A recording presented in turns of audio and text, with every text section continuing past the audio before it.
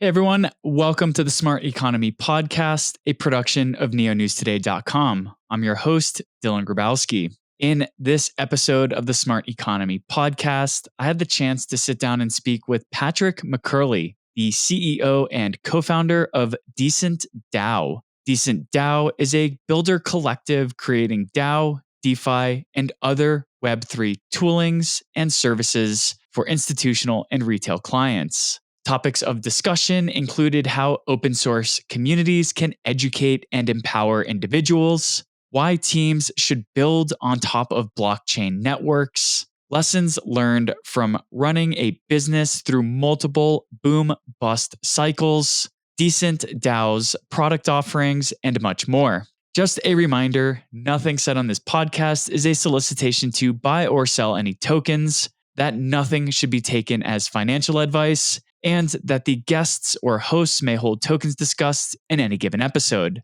To check out our disclaimers on tokens and assets held, head over to www.neonewstoday.com. With all that said, I really enjoyed this conversation with Parker, and I hope you enjoy it as well. Hey everyone, welcome to the Smart Economy Podcast. Today we're joined by Parker McCurley, the co-founder and CEO of DecentDAO, which is a Web3 venture studio. How are you doing today, Parker? I'm doing great. Thanks so much for having me, Dylan. How are you? I'm doing great. Really excited to have this conversation with you. You have a really interesting background. It was fun digging into kind of where you've come from and where you're going. You're a hustler, and I'm excited to talk more about that. But before we kind of jump into, where you come from, I do want to just ask really quickly so that the listeners can kind of get a sense of who you are. You've been around since 2017. So I just want to ask, what have you learned with DecentDAO about the biggest lessons in crypto, basically, and surviving multiple bull and bear cycles? It's no easy feat. So I just kind of want to hear what general insights you have before we jump into the conversation. Definitely. And that's a great question to start this conversation, Dylan. So thank you. I've definitely seen a lot of boom and bust cycles in crypto. Even before I worked in the industry, there were these times of like expansion of the ideas and philosophies of Bitcoin and kind of like what that could be used for. And it's never been, like a clean or steady growth for cryptocurrency. It's been like, lots of rapid expansion and accelerated growth and, generally like a hangover period or a crypto winter, as we kind of have affectionately begun to call it. I guess for me, what's been the most interesting was like when we first started Decent in 2017, there was a lot of stuff that Adam, my co-founder, and I like didn't really understand. Like we would see these like websites and promotions for things that people were building on Ethereum during like the ICO bubble. And there was all this stuff that just seemed to be like over our heads. Like it just didn't make sense to us. And we were like, how are people actually building this? Like, doesn't this like not actually make sense? And what we found out by 2019 was that none of this stuff was over our heads. It just like actually didn't make sense. It was like a bunch of bullshit and a lot of hype and storytelling to cash in on what people thought was like a good investment opportunity in a time where pretty much everybody was making money in the whole world, right? That was like confidence building. And nonetheless, crypto winter for us was really difficult. Like we went from having no business experience to building a small team to having a bunch of clients to having no clients, like within, a year and a half or so.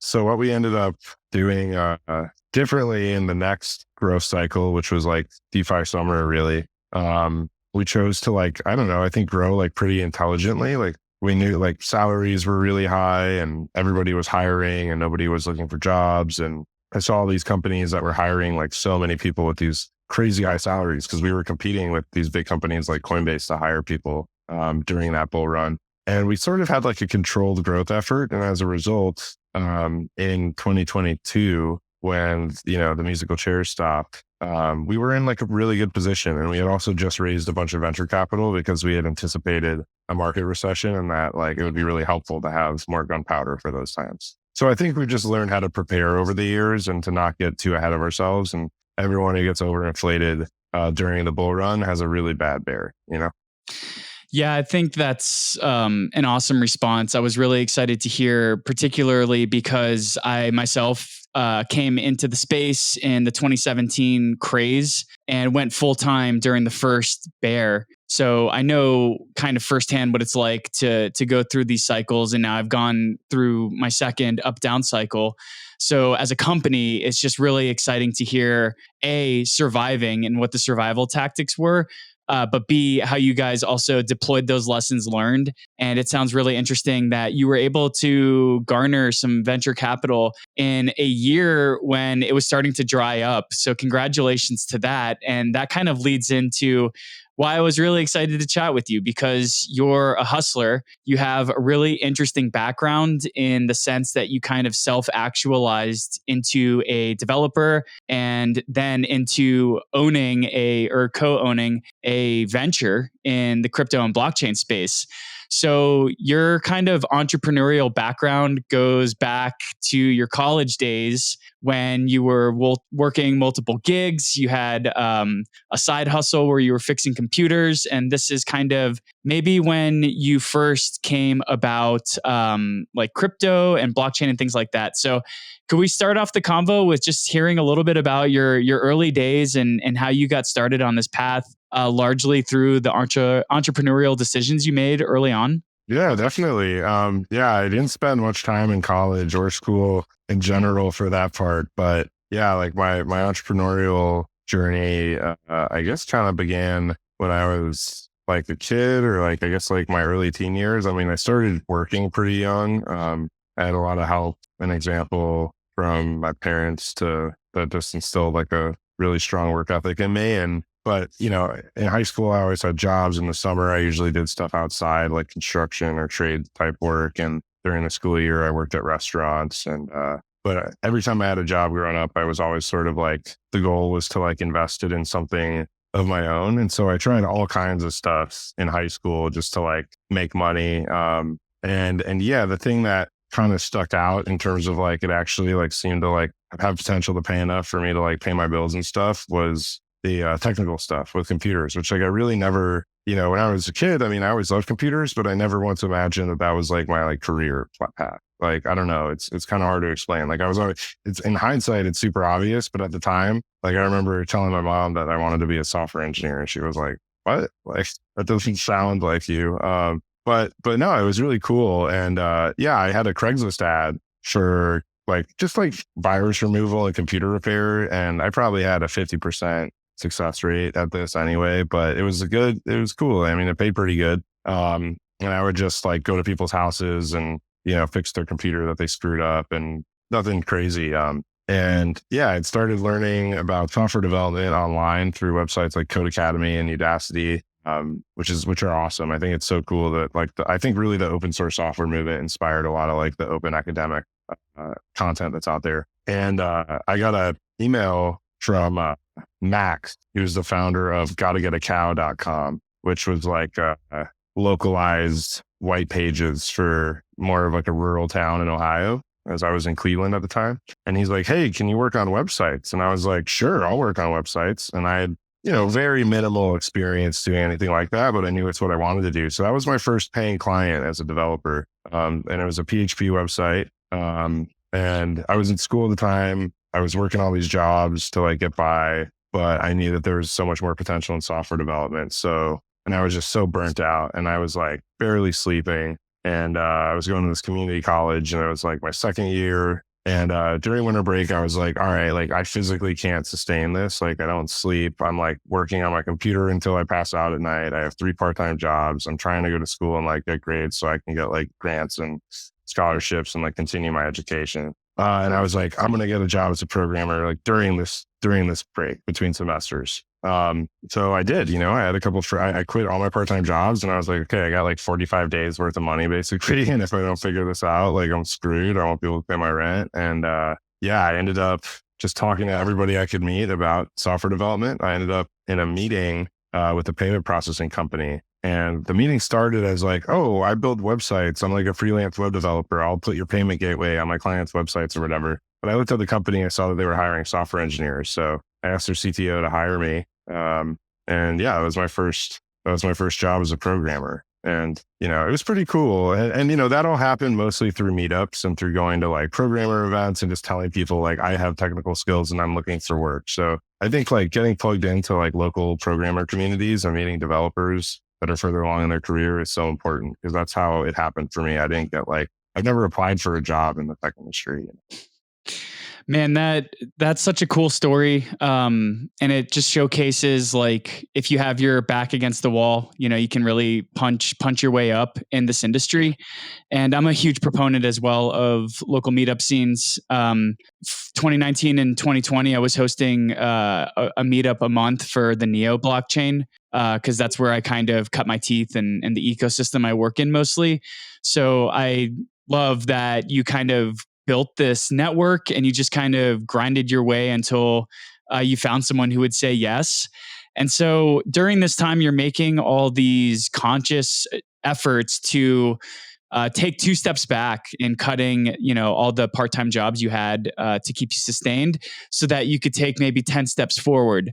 Is this the time also when you're first learning about, I would assume it was Bitcoin first, and kind of what drew you to want to work in the space? Oh, well, first of all, was this the time when you were discovering Bitcoin, or had you discovered Bitcoin before? Yeah, that's pretty interesting. I think at this time I was rediscovering Bitcoin as an engineer, but my personal relationship with Bitcoin began in high school. And I was kind of a troublemaker growing up. And one time, like a friend of mine, he was like, "Hey, I heard about this website where you can like buy weed on the internet, and then we won't have to like go to older dudes' houses and hang out in sketchy places just because we want to get high." And that sounded pretty cool. So I heard about Bitcoin through those days, and at the same time, it was like 2008, 2009, and my family and so many people in my life were struggling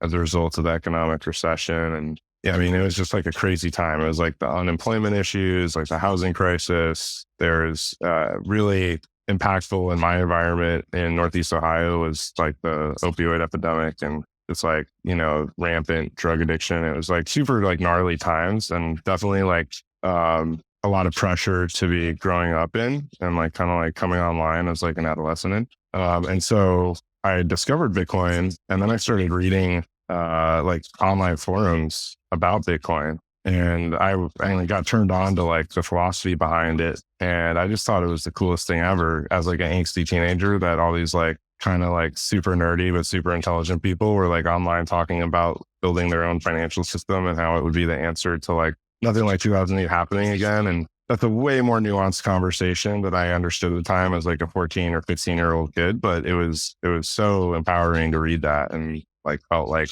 like tapped into a collective in a way that I hadn't. That was really cool. And when, I remember when the government famously like shut down Silk Road and, arrested Ross Ulbricht. And because of my limited technical understanding of Bitcoin at the time, in my head, that meant that like Bitcoin was over. And so I didn't think about it again for a few years. And it was, yes, at my first tech job, I'm working in payment processing and reading hacker news every day. And I hear about a company called Coinbase and something called Ethereum. And that's when I got like obsessed, was when I heard about Ethereum. That was the thing for me that really turned me on, Yeah, this would be 2016, early, probably. So yeah, like the spring of 2016, I was working as a software developer, and I was like really intrigued and like learning more about financial technology, because that's just where my first job was. And I figured I would end up there. And then I saw not only that Coinbase existed and that there were like companies and I was like, oh, Bitcoin, this thing's still around and it's like bigger than it was before. And then I read about Ethereum, and it was like 2 things. It was like, and I loved both of these concepts. The first was like, oh, it's like, I viewed it as Bitcoin as a service, like a Bitcoin framework. We can apply this ideology, the trustlessness, the transparency, like the design way of thinking as a, decentralization enthusiast to anything, which as like a budding developer who all I wanted to do was write code, I thought that was the coolest thing ever. And the other thing I saw was it was basically like, we're going to rebuild a financial system designed by JavaScript developers. And I thought that sounded so chaotic and cool. So yeah, like both of those things really turned me on to Ethereum. And then it was at my next job where I met my co-founder, Adam, and he kind of took me under his wing as like a person and as a software developer, and we became friends over our shared interest in cryptocurrency. He ended up starting a meetup, and we like hosted it together for quite some time. And I would really say that was like the birthplace of Decent, was the community events that he and I managed. So that's pretty cool. Awesome. Yeah, I love that your kind of awakening with open source software was through education, kind of going online and educating yourself. For me, it was personally the first time I used Napster. I downloaded an album I wasn't allowed to because my parents didn't want me to listen to it, and I was able to access it anyways. And that was the first time that like a peer-to-peer decentralized open network empowered me. And during Occupy Wall Street, as a result of the financial crisis, that's kind of the first time Bitcoin came on my radar, but came and went. You know, I read about it, didn't really dig in, and that was that until 2017. So I'm curious to kind of, as we delve into the work that you do, how you work, how your team operates, I do want to scrape a little bit of philosophy and just hear your perspectives on how we can increase or learn to adapt to the levels of privacy that are currently available on open source, transparent blockchain networks where transactions can be tracked and followed. What are your perspectives on privacy? And is that something that is of utmost importance at this point in blockchain's life cycle? Totally. Well, privacy is super important. And I think I just want to call out, it's cool. I like noticing that like technology basically gives the oppressed the upper hand in any circumstance where the technology is available to both parties. So, you know, in your case, you're being, you know, culturally oppressed by your parent, right? Which everyone's experienced that.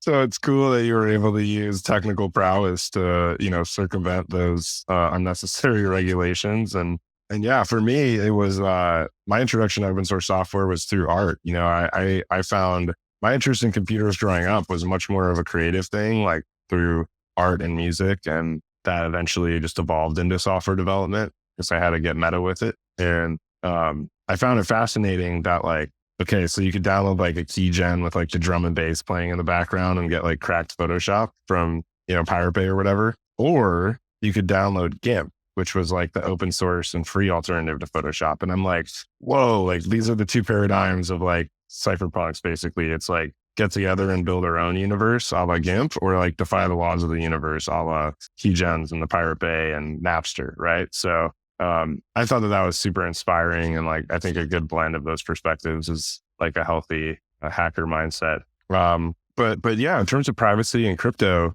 I mean, it's really interesting. Like, yeah, I mean, the proposal was basically like, oh, you know, banks can't be trusted because they're human custodians of capital and their incentives are misaligned with their constituents. So we're going to build this like trustless transparency so everyone can be their own bank. And I really dig that. Like for me personally, like I'm so bullish on Bitcoin and Ethereum and trust my life savings on those blockchains, right? And I have for a very long time. And, you know, like falling in love with that ideology and design ethos behind Bitcoin, some of which is pretty gnarly. Like people will always like act in their own self-interest. Like I don't necessarily agree with that on a fundamental level. But it's a very like hyper rational dog eat dog trader mentality, right? Where like opportunity isn't really like an ethical question. And so that's like really intense. And I think taking that and like looking at it positively and then trying to shoehorn it into everything is a lot of what's been done in crypto to date. So like I, for example, know people who dislike Ethereum because you can build smart contracts that are totally permissioned and administrated that does not resemble how a layer one blockchain works. And like generally those people are incapable of like determining the difference between like smart contract designed to reflect those principles and fundamentals versus one that like isn't, right? So like there's like a lot of nuance that can be solved with education here. But my favorite example of this would be like DAOs, where we try to shoehorn just like total decentralization into how to get things done, which is what businesses are for, basically. And like it didn't work very well. And so I saw like this kind of like hyper capitalist structures that are being built that are kind of like don't really work in practice. And then you also have the funny thing that I've seen, which is like the real like governance nerds in crypto are like applying like 500, 400, 300-year-old like systems that like have already failed humanity. And they're like, so it's like, there's a lot of people in the space with like the ego of like, oh, like we're like innovating and like building something new and like something really exciting. And it's like, really as a space, we like aren't caught up to like the rest of the world yet. Right. Like we have a lot to do. So, anyway, that's like exciting to me. Like why I bring that up when it comes to privacy is, one of the things that I heard when I first got into crypto was a bunch of big companies and institutions saying, we can't use Ethereum, for example, because we can't have all of our data be publicly visible to the world because that doesn't work for our business. And I was one of the many people who were basically like, we know better. Just give up your way of doing things and do it our way because it's like cool and it makes sense because Satoshi said so. And then fast forward to present day, and it's like our whole industry is struggling to have enough of an audience and like customer base to actually sustain itself and like pay for people to like live and continue working on this stuff. Outside of like pretty unethical business models that I don't agree with or participate in our industry. So now I'm viewing the privacy issue as, okay, we've had these totally open, trustless, transparent system design thinking in crypto. As a result, we have data issues all across the board and privacy issues all across the board that need to be solved. They need to be solved very carefully in a way that doesn't degrade the security of the types of applications that we're working with in the crypto space. But at Decent, what I see is like large companies and institutions are unable to adopt the technology because they don't have privacy features and permission features that protect an organization of that size. And so we want to build privacy tech that's open and freely available to everyone, but that we are catering and selling to these, large institutions that we all want to participate in our ecosystem. So that's kind of where my head's at with it today.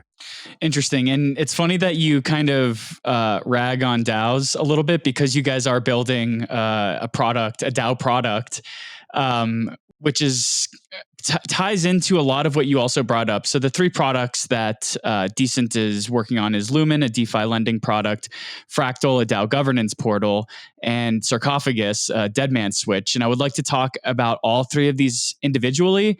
But before we do, maybe we can just kind of get an elevator pitch from you on what DecentDAO is and maybe how, as a venture studio, you guys might differ from an equivalent entity in Web2 or traditional development. Definitely. Yeah. So builder collective is the phrase that I'm trying to throw out there to describe us now, because we are structured a little bit differently from a venture studio. Our goal isn't, we're not like a financial entity that's like investing in new projects with the goal of spinning them out or making them investable by VCs, which like is the traditional venture studio model. We're like a collectively owned product company. So like we're building a suite of institutional DeFi focused privacy tools, such as Fractal, such as Lumen, and Sarcophagus, that kind of like follow this thesis that like privacy missing in DeFi is preventing like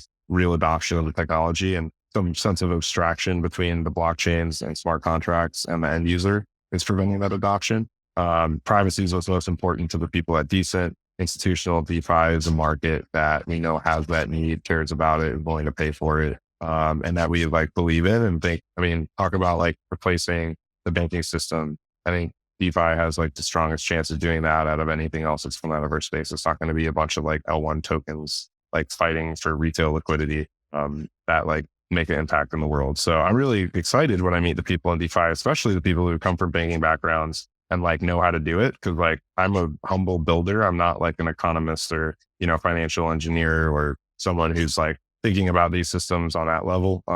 But we can like get them built and make them work really well, which is sweet. But yeah, so makes a lot of sense for us to build in that thesis of like privacy for institutional DeFi. And then it's owned through our token and governed through our token. So like what products we build, how much funding they receive to continue existing, cultural decisions, how we operate as an organization, who our leadership is. Those are all things that are going to be managed over time more and more through decentralized governance and voting. But this is why I'm more so ragging on us more than any other DAO. It's like getting there has been really hard because we had a 5-year-old company at the time, now almost 7 years old. And everybody has salaries, health insurance, comfort, security, a way of doing things that we're all used to. And then I'm kind of showing up and saying like, hey, it's going to take years, but if we change from this structure into this structure, we're all going to own it together. I won't be like able to like take away your equity or dilute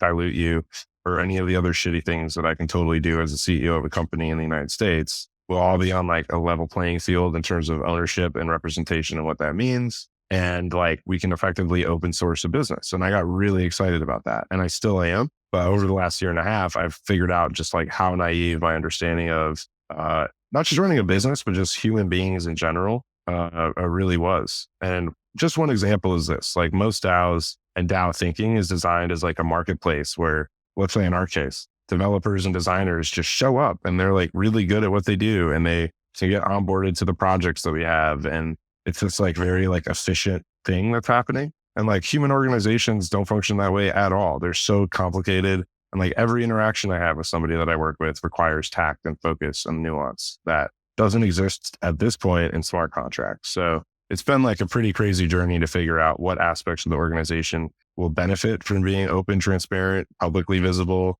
Being open, transparent, and visible to a core team requires, universal consensus. Sometimes universal consensus is bad. That's why we have like decision makers in society, like judges and CEOs who can just be like, all right, moving on. So yeah, it's been a crazy ride, but I think we're now getting to the point where like we're running as efficiently on chain that we did off chain, which is cool. And we've been doing all of our money on chain for like a year and a half now. I mean, even our raise we did on chain. We haven't like, we don't pay people from a bank account, we're like pretty awesome about that stuff. And now we're working on token gating information and like institutional knowledge and content, like project stuff so that it's a little more fluid. And then the goal is to start to make it a little more like people can just participate by having a token or by going through some like vetting and invitation process, not through like a traditional hiring process like at a company. Yeah, I mean, it's interesting that you highlight kind of the recurring theme that I hear with the biggest issues with DAOs, and that is the social layer, dealing with people and how do we leverage the technology to do that. The only other company I have with a mental framework for decentralizing from a corporate model to a DAO is Shapeshift. And they also do something very similar where a lot of, their whole treasury is completely on chain. The way they distribute funding is on a quarterly basis through project proposals. And I noticed that you guys also have some semblance of that right now, whereas quarterly funding is approved and you guys put to what I assume to be the vote, but I am just garnering that it's mostly your inner circle that holds the voting tokens right now. You guys put forth the quarterly proposals for where you're going to put your time and financial resources. So what does that look like? How do folks get these DCNT tokens or earn the ability to partake in the direction for where you guys want to take DecentDAO on a quarterly basis? Definitely. Yeah. So, I mean, the first when we launched, and it was pretty fascinating because, we're trying to get everybody who has ever basically like directly helpful to our company involved, right? So at launch, the tokens were distributed amongst founders, all contributors from, the last, 7 years or so of Decent's history that are still active or were vested in the company at the time that they left. Our formal advisors, a bunch of informal advisors that were people that had helped so much over the years and like just deserved to be a part of this. So like all of these people who were like a part of Decent for all these years received tokens when we deployed our token a few weeks ago. They're all locked for the time being. So there's no like liquid tokens available in the market. Because that's not a priority right now. We want to build awesome products and get like the right people to have ownership in them. And in terms of like how tokens will be distributed over time, I mean, it'll definitely start with like earning. Like I think the first people who receive tokens out of our treasury outside of the people who've already received them are going to be contributors that are coming onto the DAO and participating in some way. So Yeah, I mean, meritocracy is a word that I got really attracted to when I started learning about cryptocurrency, and this idea that like people actually are, like rewarded fairly for what they put into something. And for me, as someone who's entrepreneurial, that's always been not just a financial interest, but like a interest of creative control and ownership in the work that I do and in the direction of the work that I do. So my goal is to reward contribution with ownership. And hopefully, if we do that, my thesis is that we'll attract the best builders, because I think the best builders are passionate and feel a sense of ownership over the work that they do. And it's important to them on a deep level. And that's kind of how we'll have like an edge and maintain our edge as like technical experts in the space. Absolutely. How have you historically gone about getting connected with builders and new builders? Is it through hackathons? Is it through word of mouth? Is it through forums? Is it through Gitcoin? What has Decent's approach been to expanding its network of builders? Yeah, everything over the year. I mean, we've done all of those things and more. Yeah, we're not like a B2C product, like a wallet or an exchange where like someone might have actually like heard about us at the Thanksgiving dinner table. So for Decent, it's kind of like being known amongst the right people in the industry. Actually, you brought up Shapeshift earlier. I mean, that's a great example. Like, I love that company so much, and like I know so many people from there. We've had people on our team who worked at Shapeshift previously. We worked on projects for Shapeshift in the past. And that's just one great example of like how far ethos takes you in an industry, especially when it's like devoid of values. Like Eric and Shapeshift as a brand have stood for a lot of the principles that attracted me to cryptocurrency in the first place. And also like Shapeshift really inspired, I think, some of my confidence in like getting into crypto professionally, because I was really like, like, I don't know if this is going to pan out as an industry. And when I saw what Shapeshift had done, I was really, I guess, just impressed. And it was kind of like a proving case for like Bitcoin really being open and decentralized, and, something that's going to permeate as a result. But yeah, so I think like just being really clear about like why we're here in all of those settings has allowed us to attract, I think, the right people and retain the right people, because the people at Decent like really love it, Yeah, shout out to Shapeshift. That was the first non-custodial exchange I ever used. And when I swapped my Ethereum for another token, it was kind of that aha moment the first time I used Napster. And it was a completely freeing and new feeling to be able to participate with these permissionless open source networks and be able to move assets and value between them in a way that I'd never even thought of before. It was a total eye-opening moment, which is another kind of interesting line I want to pull on. And that is, how are you guys evaluating which networks to build on top of? Like, where does the DCNT token live, and what blockchain network are you guys building on mostly? And if it's not just one, what are the metrics you take when evaluating a new network to build on? Totally. Yeah. So this is an area again where time has humbled me into being more open-minded, similarly to, shoehorning like decentralization maximalism into everything that I do. So Decent has always built on Ethereum. Like every project we've ever done was on the Ethereum blockchain. We've come close to building projects on other blockchains, and for one reason or another over the years, it never felt right as a company to make an investment to create the level of expertise we have in the EVM universe elsewhere. It never felt like it was a worthwhile investment for us to take grant money from a layer one that was trying to attract builders or develop financial applications, since that's what we've always been interested in at Decent, on a network that I wouldn't personally like hold my life savings in. And there's only two blockchains that I personally am like comfortable literally holding my life savings on. That being said, like I want to, like I understand that like blockchains like Solana have good reasons for existing and have a lot more activity and excitement and adoption than I would say all chains have in the past. And so I think today, like Decent is more open and receptive to building on networks where institutional finance is going to live and where like the future of DeFi is going to live. But right now, that's still primarily Ethereum. And so that's where we devote our energy and our time and attention to. So it would take like a lot of demand and interest and the right opportunity for us to, give energy elsewhere. But right now, Ethereum mainnet is where the Decent token lives, and all of our applications are deployed to Ethereum mainnet and testnets.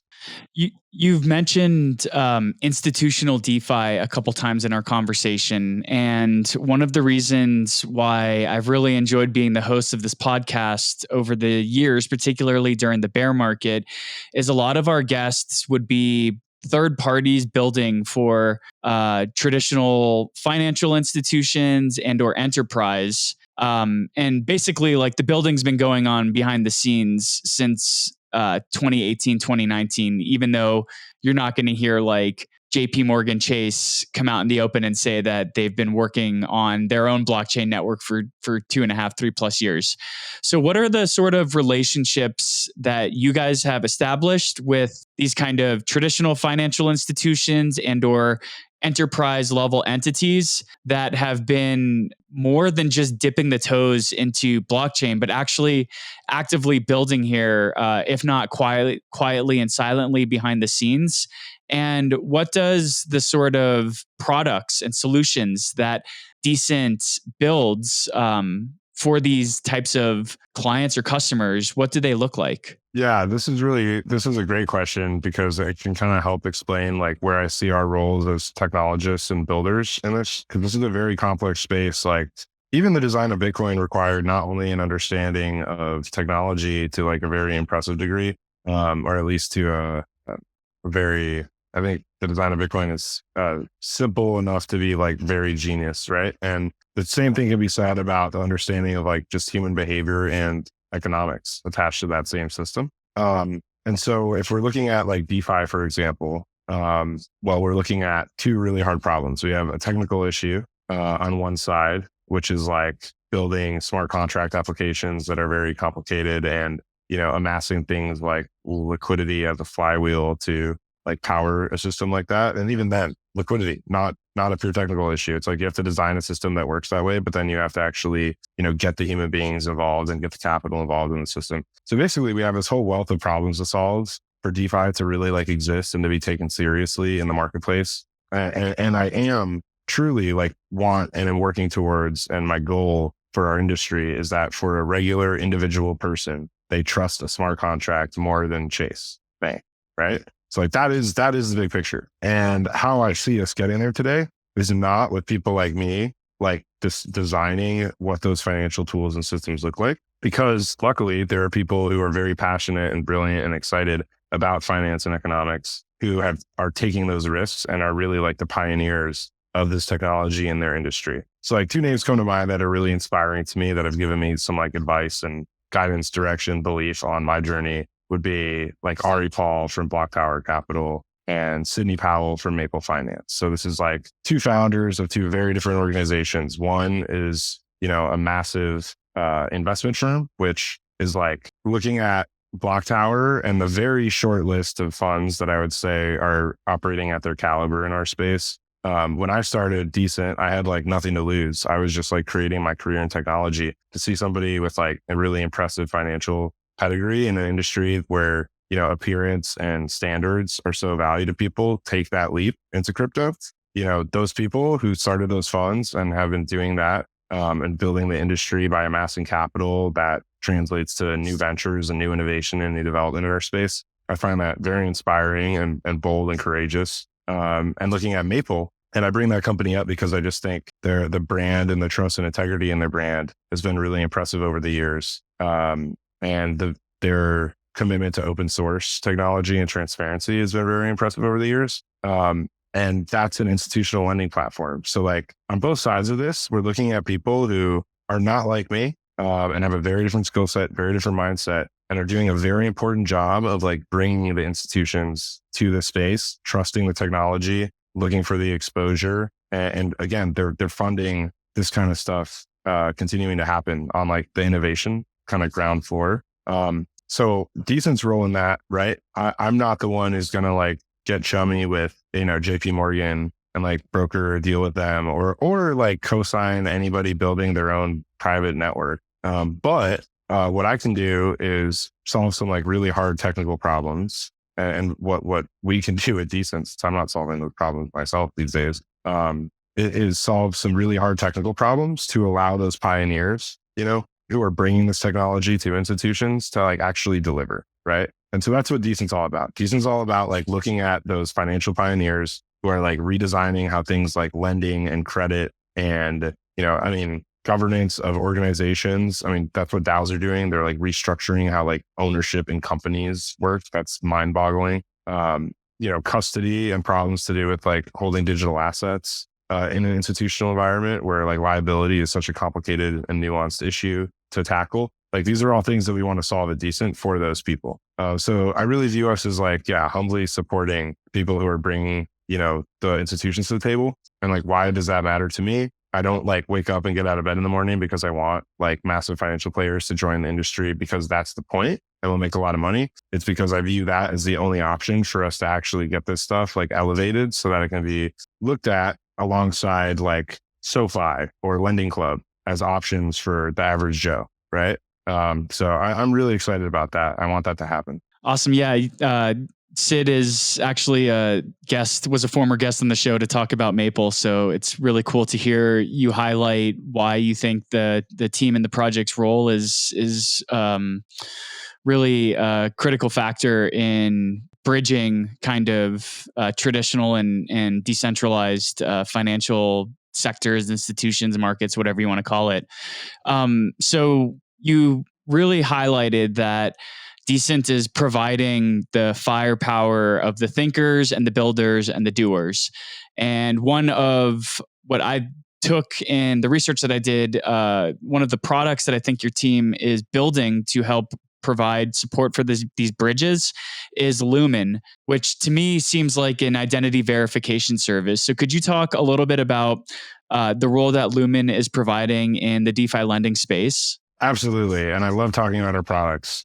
So Lumen is a second venture coming out of DecentDAO, and it's a fascinating product. Our goal is to build something in the credit space in DeFi. And of course, just to imagine where this began and how much soul searching and discovery has occurred as a result of this product development. Originally our goal was to build a credit product. So like we wanted to build like some sort of consumer credit product powered by DeFi. And basically what our team learned was what I had just expressed, which is like, credit has existed for thousands of years. Like our team of like software developers is not going to be the people who like come up with like the aha new innovation in this like ancient human tradition of like lending money and taking interest on it.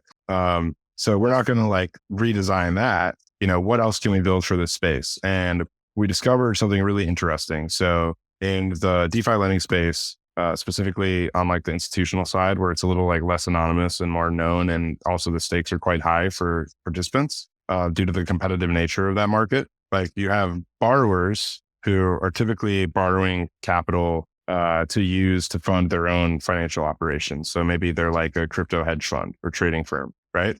And, they're borrowing capital and they're doing so hopefully using their like on-chain activity and their on-chain assets as a means of, de-risking that loan to a lender. But all of a sudden we're in this like really tricky place because, well, if all of my trades and all of my assets and all of my Ethereum addresses are all like doxed and known to be mine, then now in order to get a loan, I'm trusting that this lender isn't going to reveal that information to all of my competitors, which by the way, they're also doing business with, right?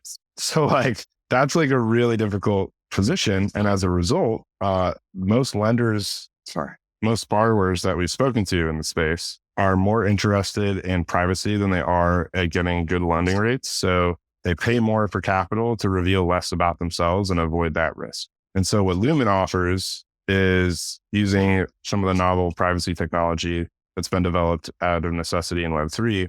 We can use a confidential compute system so that people can go through this process of due diligence and proving, say, that they have a balance of over X on their Ethereum addresses proving that those assets are maybe in like the top 100 market cap and not just like crazy meme coins that people are like trading degenerately that like a borrower, shouldn't if they're, lending capital from an institution. And yeah, it's a really cool thing that like you can go through that process and like verify those things are true about yourself as a borrower without saying, this is my Ethereum address, right? So that's basically Lumen. It's like a private, it preserves privacy where it's very important to, but allows borrowers to reveal things about themselves. So as a result, we're launching this with one of the major DeFi lending protocols that exist.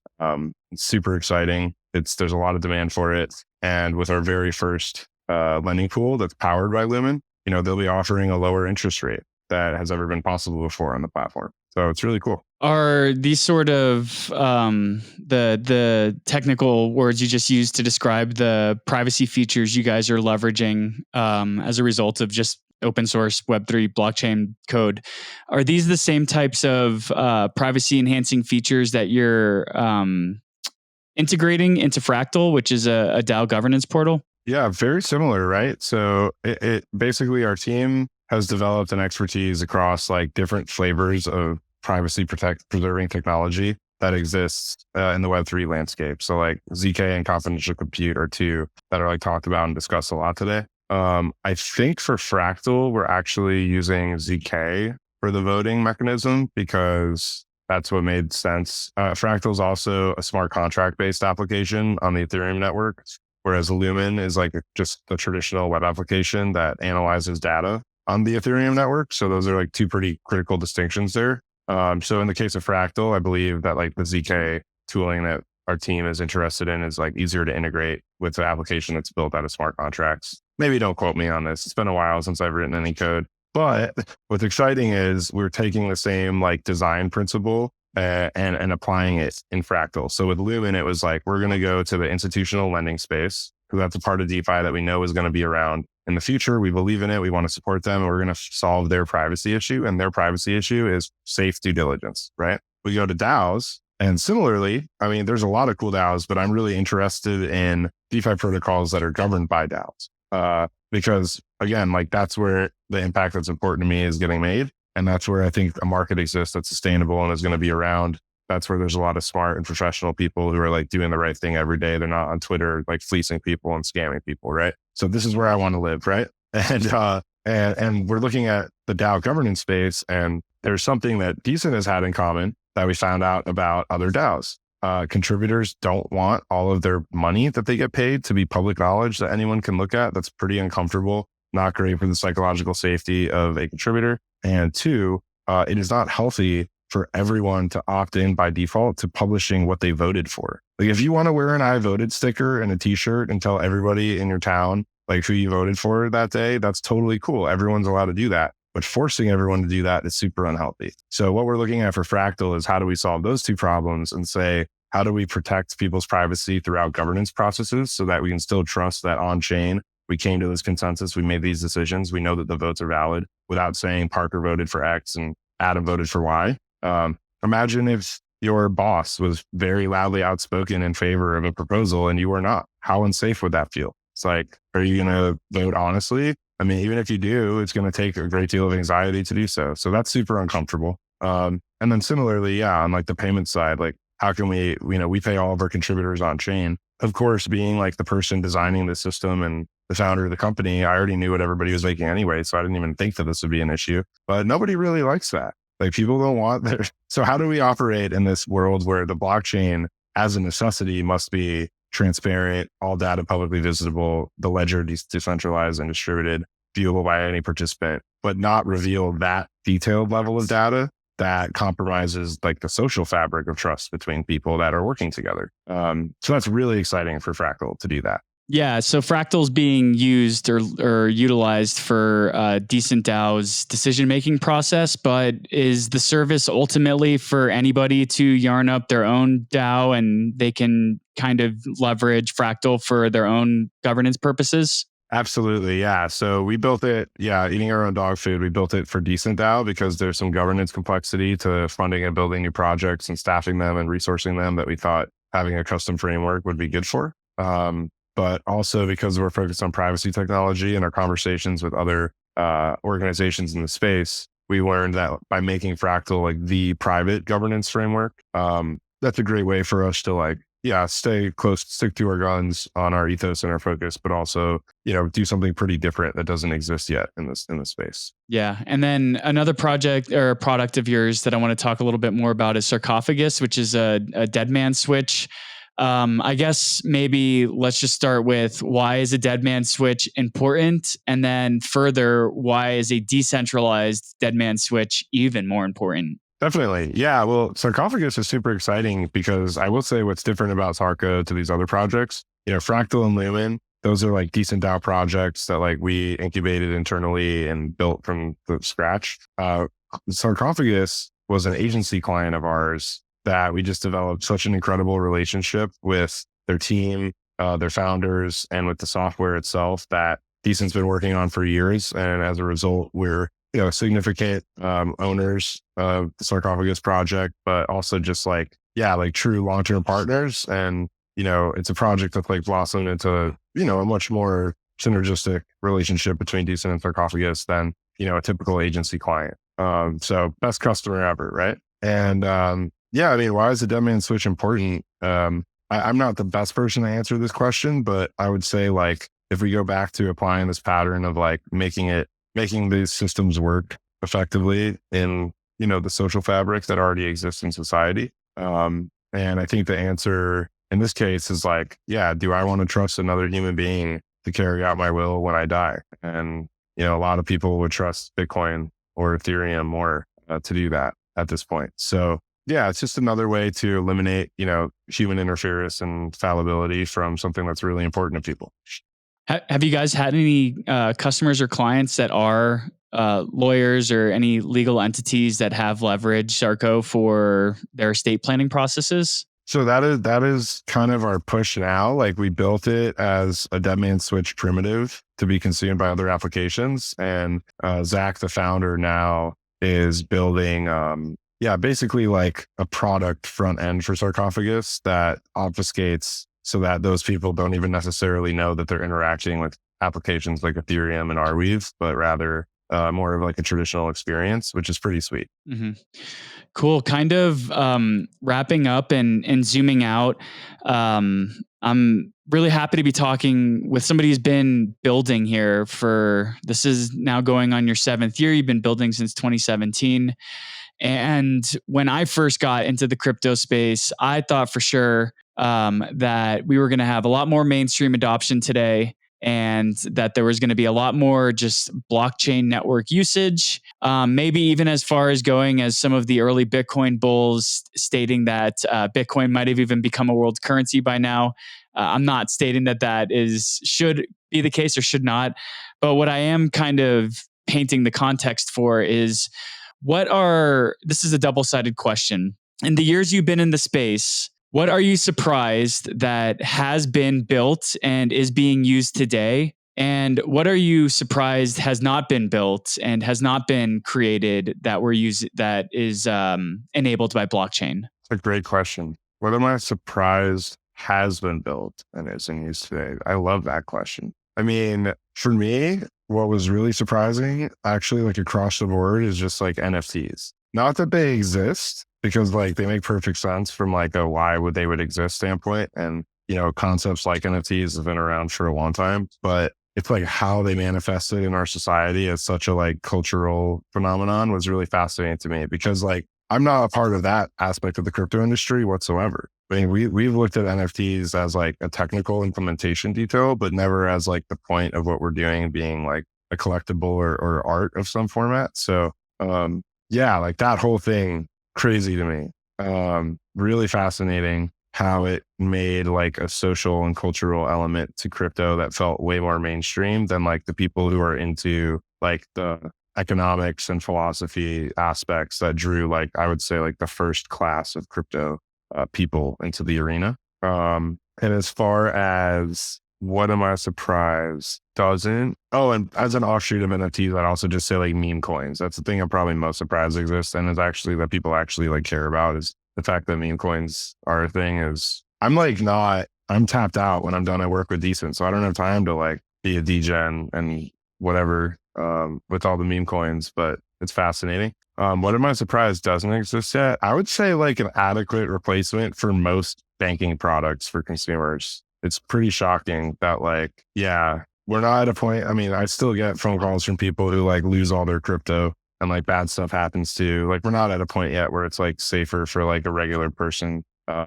with like average technical aptitude to use this stuff. So yeah, I'm pretty surprised that we don't have like a full stack. Like there should be like a Medium article. It's like, here's how to replace all of your financial infrastructure as an individual to be on chain. And like all those things actually like work very well and make sense. But that's what I hope that we're on the road to right now. Well, what did you think of that conversation? I really enjoyed learning more about Parker's background and how he self-started his career as a developer and parlayed that into co-founding and leading a blockchain collective. It was also really insightful to hear his ethos on why him and his team place a high value on building on the Ethereum network and within that ecosystem. And it was really interesting to learn more about the products and offerings that Decent is building for institutional DeFi partners and clients. To keep up to date with our show, head over to www.smarteconomypodcast.com. And if you liked the guests that we've had on the show, please don't hesitate to rate us and give us a review. Every rating and review helps us get in front of more people's eyes and ears so they can hear the great guests that we've had on the Smart Economy podcast. And of course, if you are a NEO token holder, please consider voting for NEO News Today as your council representative. We've proudly been serving the NEO ecosystem since 2017 and will continue to do so by putting portions of our council income directly back into ecosystem growth initiatives. With all that said, we're looking forward to catching you next time.